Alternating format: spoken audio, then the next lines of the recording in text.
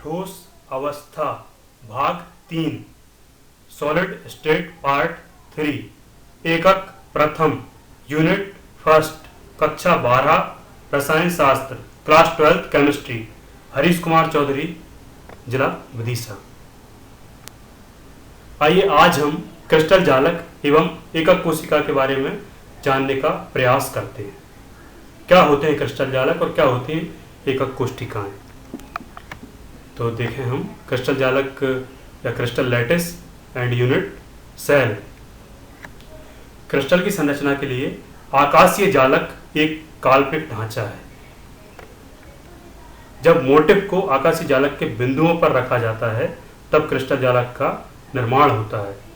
आकाशीय जालक मीन्स आकाश में हम एक क्रिस्टल की संरचना के बारे में कल्पना करें कि ऐसा ऐसा क्रिस्टल होगा, तो अब हम कुछ डॉट मान लेते हैं, बिंदु मान लेते हैं। उन बिंदुओं पर हम कुछ वास्तविक अवयवी कण रखने का प्रयास करते हैं जिन्हें हम मोटिफ कहते हैं। आप इसको और विस्तार से आगे जान पाएंगे। क्रिस्टल की संरचना में मोटिफ एक अणु, परमाणु अथवा आयन हो सकता है। एकक कोशिका या यूनिट सेल, इसे हम इकाई कोशिका भी कहते हैं। क्रिस्टल को परिभाषित करने के लिए त्रिविम जालक के छोटे से भाग की आवश्यकता होती है और यही छोटा सा भाग एकक कोशिका या यूनिट सेल कहलाता है। देखिए क्रिस्टल जालक आपके समक्ष है और ये क्रिस्टल जालक आप जो देख पा रहे हैं ये कई यूनिट सेल का बना हुआ है या एकक कोशिकाओं से बना हुआ है। हम इसके एक छोटे से अंश को ले रहे हैं। देखिए ये वाला अंश इसका जो है यह एकक कोशिका कहलाएगा। और अब हम इस एकक कोशिका पर चर्चा करें।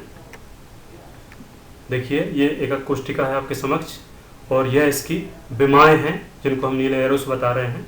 3 विमाएँ हैं, इनको हम ए, बी और सी नाम देते हैं। यहाँ पर इनके मध्य जो कोण बन रहे हैं देखें हम अल्फा, बीटा और गामा कोण हैं। अब देखिए आप ये जो खाली हिस्सा आपको दिखाई दे रहा है इसको एक नाम दिया है फलक। तो एक घन में 6 फलक होते हैं। एक फलक आपके समक्ष है, दूसरा और यह तीसरा फलक। 3 इसके जस्ट विपरीत दिशा में होंगे। एकक कोशिका, देखिए एक फलक यहाँ आपके समक्ष प्रस्तुत है। इसको हमने क्यूब से या घन से लिया है। इसमें आप देख रहे हैं 4 लाल आपको दिखाई दे रहे हैं, लाल जैसे लाल कलर के कॉर्नर। इसको हम कहते हैं कोना या कॉर्नर। यही मोटिफ भी कहलाएगा। और ये जो इनके मध्य का स्थान है जिसको हमने एक काल्पनिक रेखा से बताया है, लाइन से बताया है, ये कहलाता है किनारा या एज। एक फलक पे आप देखिए कितने आपको किनारे दिखाई दे रहे हैं, 4 किनारे और 4 कॉर्नर। अब हम आपके समक्ष एक और इकाई सेल रख रहे हैं। इसमें हम कॉर्नर गिनने का प्रयास करते हैं, काउंट करने का। तो देखिए एक कॉर्नर ये हो गया, दूसरा कॉर्नर या कोना ये है, तीसरा, चौथा, 5वां, 6वां, 7वां और 8वां। एक इकाई कोशिका या इकाई सेल या एकक कोशिका में हमें 8 कॉर्नर दिखाई दे रहे हैं। और किनारे कितने हैं देखिए, 1, 2, 3, 4, 5, 6, 7, 8, 9, 10, 11 और 12। इस तरह से हमें एक एकक कोशिका में 8 कोने और 12 किनारे दिखाई दे रहे हैं एवं 6 फलक। इन सब चीज़ों की हमें अंक के प्रश्नों में आवश्यकता पड़ेगी, इसलिए आप इनको याद रखिएगा, ध्यान में रखिएगा। एकक कोशिका, यदि हम एक एकक कोशिका के ऊपर दूसरी एकक कोशिका को जमाएं और इनको क्रमशः जमाते चलें तो हमें क्रिस्टल प्राप्त होगा, क्रिस्टल जालक प्राप्त होगा। और इसकी आकृति वैसी होगी जैसी हमारी एकक कोशिका थी। देखिए हम यहाँ पर अवयवी कणों की एक परत ले रहे हैं। इसमें सेंटर वाले हम अवयवी कण को देखते हैं, यह कितने कणों से घिरा हुआ है। देखिए 2, 3 और 4, 1, 2, 3, 4 के संपर्क में है सेंटर वाला अवयवी कण। यदि हम एक और परत की बात करें, देखिए यहाँ पर एक परत है, ये सेंटर का अवयवी कण है और ये 4 के संपर्क में है, देख रहे हैं आप। यदि हम इसके ऊपर एक परत और रख दें ऐसी कैसी, तो ये जो सेंटर में दिख रहा है आपको अवयवी कण, यह 8 अवयवी कणों के संपर्क में आएगा। मतलब कॉर्नर पर जो कण है वो 8 के संपर्क में रहता है। इस चीज़ को अपने मस्तिष्क में बैठा लीजिएगा आप। अब हम देखते हैं एकक कोशिका के प्रकार। तो पहला है आद्य एकक कोशिका या प्रिमिटिव यूनिट सेल। जब एकक कोशिका के कोनों अर्थात कॉर्नर्स पर अवयवी कण उपस्थित होते हैं तब हम इसे कहते हैं प्रिमिटिव यूनिट सेल या आद्य एकक कोशिका। देखिए आपके समक्ष चित्र है, इसमें कुल 8 कॉर्नर पर आपको अवयवी कण दिखाई दे रहे हैं। और देखें हम, दूसरा है केंद्रित एकक कोशिका सेंटर्ड यूनिट सेल। जब अवयवी कण कोनों के अतिरिक्त अन्य स्थितियों पर भी उपस्थित होते हैं तब हम इसे केंद्रित एकक कोशिका कहते हैं। इसके प्रकार देखें हम, 3 प्रकार की केंद्रित एकक कोशिकाएं हैं।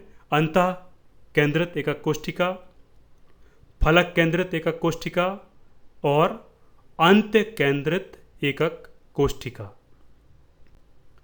तो देखें हम इसको, अंतः केंद्रित एकक कोशिका या इसे हम निकाय केंद्रित एकक कोशिका भी कहते हैं, बॉडी सेंटर्ड यूनिट सेल। कोनों के अतिरिक्त अंतः केंद्र पर भी अवयवी कण उपस्थित होता है इसमें। देखिए चित्र में आपको एक नीला अवयवी कण दिखाई दे रहा है जो एकक कोशिका के सेंटर में है, केंद्र में है। दूसरा हम देखें यहाँ पर फलक केंद्रित एकक कोशिका। कोनों के अतिरिक्त प्रत्येक फलक के केंद्र पर भी एक अवयवी कण उपस्थित होता है, इसे हम कहते हैं फलक केंद्रित एकक कोशिका। चित्र के माध्यम से देखें आप, यहाँ पर आपको 6 फलकों पर 6 नीले रंग के अवयवी कण दिखाई दे रहे हैं और यह फलक केंद्रित एकक कोशिका है। अब देखें हम अंत्य केंद्रित एकक कोशिका end centred unit cell. Corners या कोनों के अतिरिक्त 2 विपरीत फलकों के केंद्र पर भी एक अवयवी कण उपस्थित होता है। विपरीत फलक से तात्पर्य, यदि हम अपने हाथ की हथेली देखें, एक तरफ हथेली आपको उजले कलर की दिखाई देगी और एक तरफ थोड़े कम उजले कलर की, तो ये एक दूसरे का अपोजिट साइड है।